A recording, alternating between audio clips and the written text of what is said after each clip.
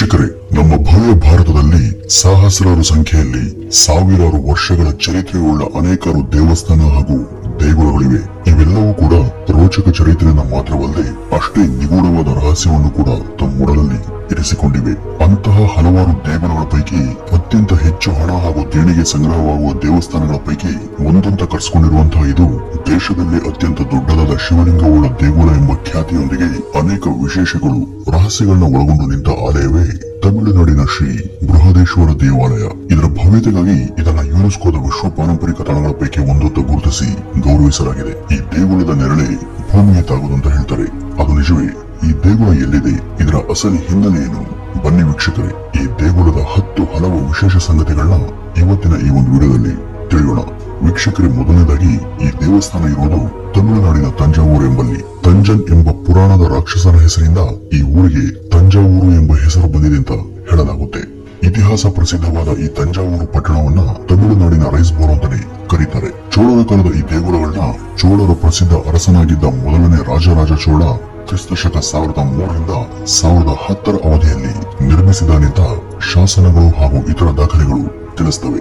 ಈ ಇಡೀ ಭವ್ಯ ಹಾಗೂ ಬೃಹತ್ ದೇಗುಲವನ್ನ ಅಂದಿನ ಕಾಲಕ್ಕೆ ಕೇವಲ 6-7 ವರ್ಷಗಳ ಒಳಗೆ ನಿರ್ಮಿಸಿದ್ದು ನಿಜಕ್ಕೂ ಅಚ್ಚರಿಯ ಸಂಗತಿನೇ ಸರಿ. ವೀಕ್ಷಕರು, ಇಂದಿಗೆ ಈ ಒಂದು ದೇಗುಲವನ್ನು ನಿರ್ಮಿಸಿ 1010 ವರ್ಷಗಳ ಸುದೀರ್ಘ ಕಾಲವೇ ಆಗಿದ್ರೂ ಕೂಡ ಸಾವಿರಾರು ವರ್ಷಗಳ ಹಳೆಯ ಈ ದೇಗುಲ ಇವತ್ತು ಕೂಡ ಅಷ್ಟೇ ಸುಸ್ಥಿತಿಯಲ್ಲಿ ಹಾಗೂ ಸುಭದ್ರವಾಗಿ ತಲೆ ಎತ್ತಿ ಮನೋಹರವಾಗಿ ನಿಂತಿದೆ. ಈ ದೇಗುಲದ ಪ್ರಧಾನ ದೈವ ಪರಶಿವ.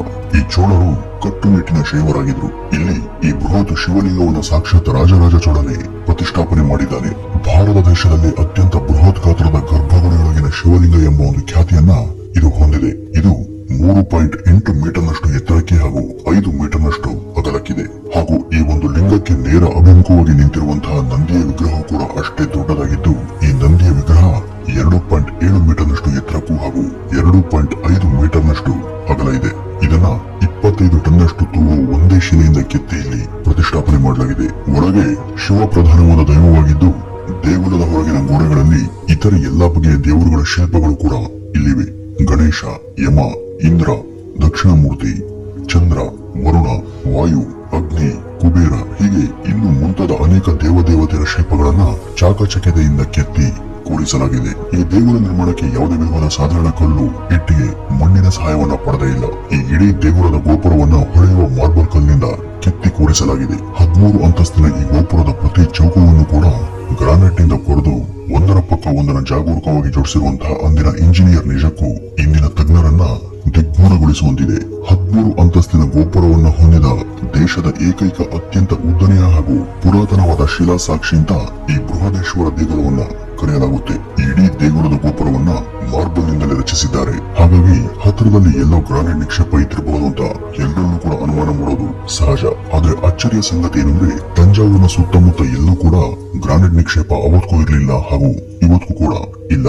ಹಾಗಾದ್ರೆ ಇವರಿಗೆ ಮಾರ್ಬಲ್ ಕಲ್ಲು ಎಲ್ಲಿ ಹೇಗೆ ಸಿಕ್ಕಿತೆಂಬ ಪ್ರಶ್ನೆಯ ಉತ್ತರ, ತಂಜಾವೂರಿನಿಂದ ಸುಮಾರು 63 ಕಿಲೋಮೀಟರ್ ದೂರದ ಪುದುಕೋಟೆ ಎಂಬ ಪಟ್ಟಣದಿಂದ ಇವರು ಮಾರ್ಬಲ್ ಚೌಕಗಳನ್ನ ತರಿಸಿಕೊಂಡಿದ್ದಾರೆ ಅಂತ ವರದಿ ಸಿಗುತ್ತೆ. ಪುದುಕೋಟೆ ಎಂಬಲ್ಲಿ ಗ್ರಾನೈಟ್ ಗಳ ಬೆಟ್ಟಗಳಿವೆ. ಇವರು ಯಾವ ತಂತ್ರ ಅನುಸರಿಸಿ ಆ ಬೆಟ್ಟವನ್ನು ಕೊರೆದು ಚೌಕಗಳನ್ನ ಕಡಿದು ಸಾಗಿಸಿದ್ರು ಎಂಬ ಸಂಗತಿ ಇವತ್ತಿನ ಎಕ್ಸ್ಪರ್ಟ್ ಗಳನ್ನ ದಂಗಾಗಿಸುತ್ತೆ. ಇದಿಷ್ಟೇ ಅಲ್ಲ, ಈ ಗೋಪುರದ ತುದಿಯಲ್ಲಿರುವಂತಹ ಭವ್ಯ ಕಳಶವನ್ನ 25 ಟನ್ ತೂಗುವಂತಹ ಕೆಂಪು ವರ್ಣದ ಒಂದೇ ಕೆಂಪು ಮಾರ್ಬಲ್ ಶೈಲಿಯಲ್ಲಿ ಕೊರೆದು ಅಲ್ಲಿ ಇರಿಸಿದ್ದಾರೆ. ಇಷ್ಟು ಭಾರವಾದ ಇದನ್ನ ಪ್ರತ್ಯೇಕವಾಗಿ ಹೇಗೆ ಯಾವ ವಿಧಾನವನ್ನ ಬಳಸಿ ಮೇಲಕ್ಕೆ ಒಯ್ದು ಅಷ್ಟು ನಿಖರವಾಗಿ ಕೂರಿಸೋದು ಅಂತ ಇವತ್ತಿಗೂ ಕೂಡ ನಿಗೂಢವಾಗಿದೆ. ಕೆಲವು ದಾಖಲೆಗಳ ಪ್ರಕಾರ ಈ ಕಳಶವನ್ನು ಕೂರಿಸೋದಕ್ಕೆ ಬಹಳ ಕಷ್ಟ ಆಯ್ತಂತೆ. ಈ ದೇವಸ್ಥಾನದಿಂದ ಸುಮಾರು 7 ಕಿಲೋಮೀಟರ್ನಷ್ಟು ದೂರವಿದ್ದಂತಹ ಹಳ್ಳಿಯೊಂದರಿಂದ ಪ್ರತ್ಯೇಕ ಸೇತುವೆಯನ್ನ ಈ ಕಳಶ ಒಯ್ಯೋದಕ್ಕೆ ನಿರ್ಮಿಸಿ ಅಲ್ಲಿಂದ ಭೂ ಪ್ರಯಾಸದಿಂದ ಇದನ್ನ ಸಾಗಿಸಿದ್ದಾರೆ ಅಂತ ಕೆಲ ದಾಖಲೆಗಳು ತಿಳಿಸ್ತವೆ. ಈ ದೇಗುಲದ ಪ್ರಾಂಗಣದ ಒಳಗೆ ನಿಲ್ಲುವ ಭಕ್ತಾದಿಗಳು ಮಾತಾಡಿದ್ರೆ ಅವರ ಧ್ವನಿಗಳು ದೇಗುಲದಾದ್ಯಂತ ಎಲ್ಲೂ ಕೂಡ ಪ್ರತಿಧ್ವನಿಸಿದ ಹಾಗೆ ಇದರ ಪ್ರಕಾರವನ್ನ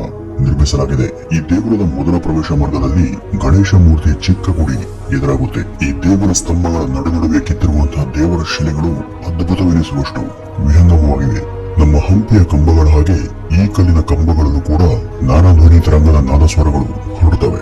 ಈ ದೇಗುಲದ ನೆರಳು ಭೂಮಿಯನ್ನೇ ತಗದು ಎಂಬ ಪ್ರತೀತಿ ಇದೆ. ಈ ನಂಬಿಕೆಗೆ ಪೂರಕವಾಗಿ ಒಂದು ಕಥೆ ಕೂಡ ಇದೆ. ಈ ದೇಗುಲ ನಿರ್ಮಿಸಿದ ಬಳಿಕ ರಾಜರಾಜ ಚೋಳ ಶಿಲ್ಪಿಯನ್ನ ಕರೆದು ಈ ದೇಗುಲ ಮುಂದೆ ಯಾವತ್ತೂ ಕೂಡ ಕೆಳಕ್ಕೆ ಬೀಳಲ್ಲ ತಾನೆ ಅಂತ ಕೇಳಿದಾಗ ಅದಕ್ಕೆ ಆ ಶಿಲ್ಪಿ ಇದರ ನೆರಳು ಕೂಡ ನೆಲಕ್ಕೆ ಬೀಳದು ಅಂತ ಉತ್ತರಿಸ್ತಾನೆ. ಇದೇ ಮಾತನ್ನ ಅಂದಿನ ಜನಸಾಮಾನ್ಯರು ತಪ್ಪಾಗಿ ಗ್ರಹಿಸಿ ಎಲ್ಲಾ ಕಡೆ ಪ್ರಚಾರ ಮಾಡಿದ್ರು. ಆದ್ರೆ ವಾಸ್ತವವಾಗಿ ಇದೊಂದು ತಪ್ಪು ಗ್ರಹಿಕೆ. ಬೃಹದೇಶ್ವರದ ನೆರಳು ನೆಲಕ್ಕೆ ತಾಗಿದ ಅನೇಕ ದಾಖಲೆಗಳಿವೆ. ಆದ್ರೆ ಇಲ್ಲಿನ ಒಂದು ವಾಸ್ತವಾಂಶ ಏನು ಅಂದ್ರೆ ಈ ದೇವಸ್ಥಾನದ ನೆರಳು ಭೂಮಿಗೇನು ಬೀಳುತ್ತಾದ್ರೂ ಮಧ್ಯಾಹ್ನದ ಸಮಯದಲ್ಲಿ ಈ ಗೋಪುರದ ನೆರಳು ಕಾಣೋಲ್ಲ. ಆ ರೀತಿ ಇದನ್ನ ನಿರ್ಮಿಸಿದ್ದಾರೆ. ಈ ದೇಗುಲದ ಮುಂಭಾಗ ವಿಸ್ತಾರವಾಗಿ ಉದ್ದಕ್ಕೆ ಹಬ್ಬಿರೋದ್ರಿಂದ ಗೋಪುರದ ನೆರಳು ನೆಲಕ್ಕೆ ತಾಗದೇ ಆ ಮುಂಭಾಗದ ಮೇಲೆ ಬೀಳೋದ್ರಿಂದ ಹಾಗೂ ಮಧ್ಯಾಹ್ನದ ವೇಳೆ ನೆರಳು ಕಾಣದೇ ಇರೋದ್ರಿಂದ ಈ ಒಂದು ನಂಬಿಕೆ ಬೆಳೆದು ಬಂದಿದೆ ಅಷ್ಟೇ. ಈ ದೇಗುಲದ ಬಗ್ಗೆ ತಿಳಿದುಕೊಳ್ಬೇಕಾದಂತಹ ಇನ್ನೊಂದು ಮಹತ್ತರ ಸಂಗತಿ ಅಂದ್ರೆ ಬ್ರಿಟನ್ ನ ಲಾಂಗೆಸ್ಟ್ ಕ್ಲಾಕ್ ಟವರ್ ಎನಿಸಿದಂತಹ ಬಿಗ್ ಬೆನ್ ಕ್ಲಾಕ್ ಟವರ್ ಇದನ್ನ 1845 ಹಾಗೂ 1859 ನಡುವೆ ನಿರ್ಮಿಸಲಾಯಿತು. 96 ಮೀಟರ್ ನಷ್ಟು ಎತ್ತರ ಇರುವಂತಹ ಇದನ್ನು ನಿರ್ಮಿಸಿ ಇಂದಿಗೆ 160 ವರ್ಷಗಳೇ ಸಂದಿವೆ. ಕಟ್ಟಿದ ಕೆಲವೇ ವರ್ಷಗಳಲ್ಲಿ ಈ ಒಂದು ಟವರ್ 0.06 ಡಿಗ್ರಿ ಕೋನಕ್ಕೆ ತುಸು ವಾಲಲು ಶುರುವಾಗಿ ಈಗಲೂ ಕೆಲವೇ ಮಿಲಿಮೀಟರ್ನಷ್ಟು ಬಲಕ್ಕೆ ವಾಲ್ಕೊಂಡಿದೆ. ಹಾಗೆಯೇ ವಿಶ್ವ ಪ್ರಸಿದ್ಧ ಇಟಲಿಯ ಪೀಸದಂತಹ ವಾಲುಗೋಪುರದ ಬಗ್ಗೆ ನಿಮಗೆಲ್ಲ ಗೊತ್ತೇ ಇದೆ. ಇದರ ನಿರ್ಮಾಣ ಕಾರ್ಯ ಕ್ರಿಸ್ತ ಶಕ 1173ರಲ್ಲಿ ಶುರುವಾಗಿ 1372ರಲ್ಲಿ ಪೂರ್ಣಗೊಳ್ತು. ಇದರ ನಿರ್ಮಾಣಕ್ಕೆ ಭರ್ತಿ 250 ವರ್ಷಗಳೇ ತಗಲಿವೆ. ಸುಮಾರು 55 ಮೀಟರ್ ಎತ್ತರವಿರುವಂತಹ ಇದರ 3ನೇ ಅಂತಸ್ತು ಪೂರ್ಣಗೊಳ್ಳುವ ಹೊತ್ತಿಗೆ ಇದು ಬಲಕ್ಕೆ ವಾಲಲು ಶುರುವಾಗಿ ಇಂದು ನೆಲ ಮಟ್ಟದಿಂದ ಸುಮಾರು 5 ಮೀಟರ್ನಷ್ಟು ಬಲಕ್ಕೆ ವಾಲಿ ನಿಂತಿದೆ. ಹಾಗಾಗಿನೇ ಇದಕ್ಕೆ ವಾಲುಗೋಪುರ ಅಂತ ಜನ ಕರೆದ್ರು. ಇದೆಲ್ಲದರ ಬಗ್ಗೆ ಯಾಕೆ ಪ್ರಸ್ತಾಪ ಮಾಡಿದೆ ಅಂದ್ರೆ ಇವೆಲ್ಲವೂ ಕೂಡ ಜಗತ್ ಪ್ರಸಿದ್ಧ ಕಟ್ಟಡಗಳು ಆಗಿದ್ರು ಕೂಡ ಇವುಗಳು ಯಾವುವು ಬೃಹದೇಶ್ವರ ದೇಗುಲದಷ್ಟು ಹಳೆಯವಲ್ಲ. ಇವೆಲ್ಲವನ್ನು ಕೂಡ ಬೃಹದೇಶ್ವರ ದೇಗುಲ ನಿರ್ಮಿಸಿದ ಬಳಿಕವಷ್ಟೇ ನಿರ್ಮಾಣ ಮಾಡಲಾಗಿದೆ. ಆದ್ರೂ ಕೂಡ ಇವೆಲ್ಲ ನಿರ್ಮಾಣದ ದೋಷದಿಂದ ಅಥವಾ ಕಟ್ಟುವಾಗಲೇ ಅಥವಾ ಕಟ್ಟಿದ ಬಳಿಕ ಸೈಡ್ಗೆ ವಾಲ್ಕೊಂಡಿವೆ. ಆದ್ರೆ ಇವೆಲ್ಲಕ್ಕಿಂತ ಹಳೆಯದಾದಂತಹ ಬೃಹದೇಶ್ವರ ದೇಗುಲ 73 ಮೀಟರ್ಗಳಷ್ಟು ಉದ್ದವಿದ್ದು 1 ಮಿಲಿಮೀಟರ್ ನಷ್ಟು ಕೂಡ ವಾಲಿಲ್ಲ.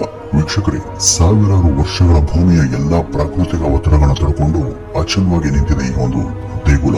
ಇದು ನಿಜಕ್ಕೂ ಭಾರತೀಯ ಶಿಲ್ಪಕಲೆಯ ಚಾಕಚಕ್ಯದ ಒಂದು ಸುಸ್ಪಷ್ಟ ಉದಾಹರಣೆ. ಮೇಲಾಗಿ ಈ ದೇಗುಲದಲ್ಲಿ ಅನೇಕ ರಹಸ್ಯ ದಾರಿಗಳು ಹಾಗೂ ಸುರಂಗ ಮಾರ್ಗಗಳು ಕೂಡ ಇವೆ.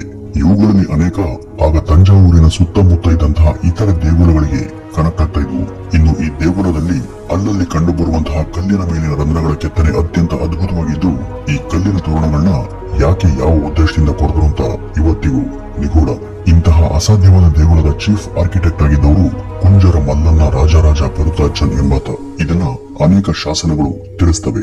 ಈತನ ವಂಶಸ್ಥರು ಇನ್ನೂ ಕೂಡ ಇದ್ದಾರೆ ಅಂತ ಹೇಳಲಾಗ್ತಾ ಇದ್ದು ಅವರೆಲ್ಲ ಈಗಲೂ ಕೂಡ ತಮ್ಮ ವಾಸ್ತುಶಾಸ್ತ್ರವನ್ನೇ ತಮ್ಮ ವೃತ್ತಿಯನ್ನಾಗಿಸಿಕೊಂಡಿದ್ದಾರೆ ಅಂತ ಹೇಳಲಾಗುತ್ತೆ. ಅದಲ್ಲದೆ ಭಾರತ ಸರ್ಕಾರ 1000 ಮುಖಬೆಲೆಯ ನೋಟುಗಳನ್ನ ಪರಿಚಯ ಮಾಡಿದಾಗ ಅದ್ರ ಮೇಲೆ ಬೃಹದೇಶ್ವರ ದೇಗುಲದ ಚಿತ್ರವನ್ನ ಪ್ರಿಂಟ್ ಮಾಡಿ ಈ ದೇಗುಲಕ್ಕೆ ಗೌರವವನ್ನು ಸಲ್ಲಿಸಲಾಗಿತ್ತು. ಇಷ್ಟೆಲ್ಲ ಅಚ್ಚರಿಗಳಿಂದ ಕೂಡಿದಂತಹ ಈ ದೇಗುಲ ಇವತ್ತು ತಂಜಾವೂರಿನ ಕೇಂದ್ರ ಬಿಂದುವಾಗಿ ನಾಡಿನ ಚರಿತ್ರೆ ಹೆಮ್ಮೆಯ ದ್ಯೋತಕವಾಗಿ ಮೈದೆಳೆದು ನಿಂತಿದೆ. ವೀಕ್ಷಕರ, ತಂಜಾವೂರಿಗೆ ಸಾವಿರಾರು ವರ್ಷಗಳ ಹಿಂದೆನೆ ಭವ್ಯ ಹೆಸರಿತ್ತು. ಇಂಥ ಊರಿವತ್ತು ಅದನ್ನೆಲ್ಲ ಕಳ್ಕೊಂಡು ಸಣ್ಣ ಊರಾಗಿದೆ. ಮೊಘಲರ ನಂತರ ದಂಡೆದ್ದಿ ಬಂದ ಅನೇಕ ಮುಸ್ಲಿಂ ಅರಸರ ದೌರ್ಜನ್ಯಕ್ಕೆ ತಂಜಾವೂರಿನಂತಹ ಅನೇಕ ಊರುಗಳು ಒಳಪಟ್ಟವು. ಇಲ್ಲಿ ಈಗಲೂ ಕೂಡ ತಜ್ಞರ ಅನೇಕ ಉತ್ಪನ್ನಗಳು ಸಂಶೋಧನೆಗಳು ಜರುಗ್ತಾನೆ ಇವೆ. ಪ್ರತಿ ಬಾರಿಯೂ ಇಲ್ಲಿ ಒಂದಿಲ್ಲೊಂದು ಚರಿತ್ರೆಯ ಅಚ್ಚರಿಯ ತುಣುಕು ಸಿಗ್ತಾನೆ ಇರುತ್ತೆ. ಈ ದೇಗುಲಕ್ಕೆ ಇದುವರೆಗೂ ನೀವು ಬಂದಿಲ್ವಾದ್ರೆ ಇಲ್ಲಿಗೆ ಭೇಟಿ ಕೊಟ್ಟು ಈ ಹೆಮ್ಮೆಯ ಚಾರಿತ್ರಿಕ ಸ್ಥಳವನ್ನು ಕಣ್ತುಂಬಿಕೊಳ್ಳಿ ಅಂತ ಹೇಳ್ತಾ ಈ ಒಂದು ವಿಡಿಯೋವನ್ನ ಮುಗಿಸೋಣ. ನಮಸ್ಕಾರ.